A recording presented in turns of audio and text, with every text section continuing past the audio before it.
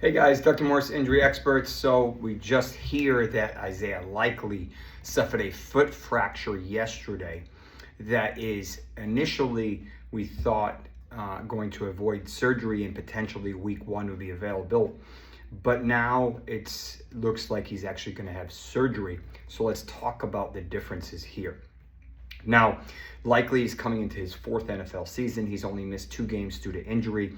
He was looking really good early on the season last year, and then Mark Andrews was struggling, and then once Andrews started to look like his normal self, that was the end of it.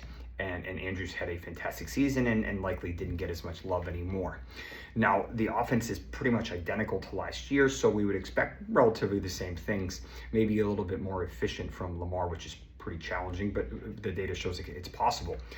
Now, many people had likely pegged as a potential breakout this year, even though Andrews isn't exactly old. We were potentially trying to figure out if there was a possibility here, and that's going to halt.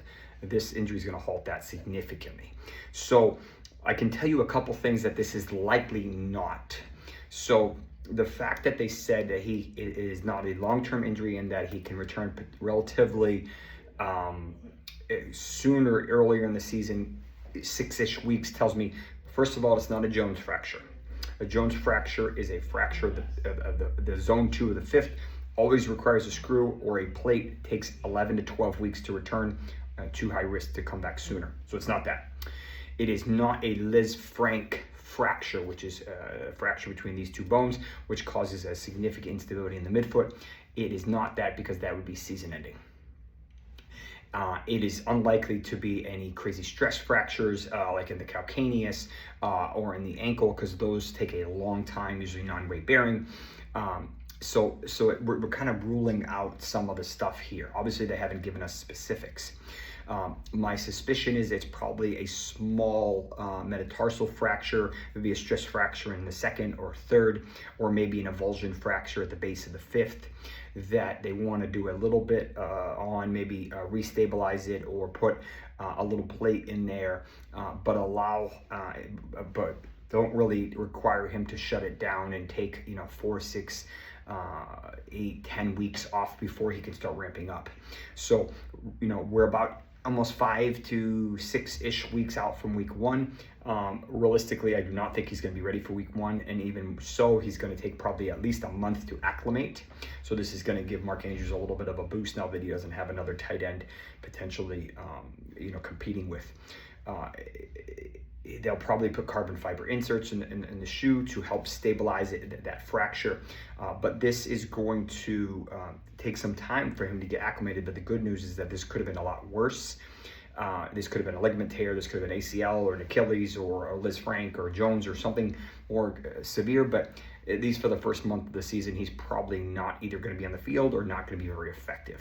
So I'm expecting him to drop in ADP as a result of this. We'll probably see guys like Kyle Pitts and Britton Strange and Gesicki and some of the other value guys right now are going to get bumped up because of this. So we'll have to, I wouldn't say I'm not going to target likely at all, but I really don't have any interest in him anymore because of this.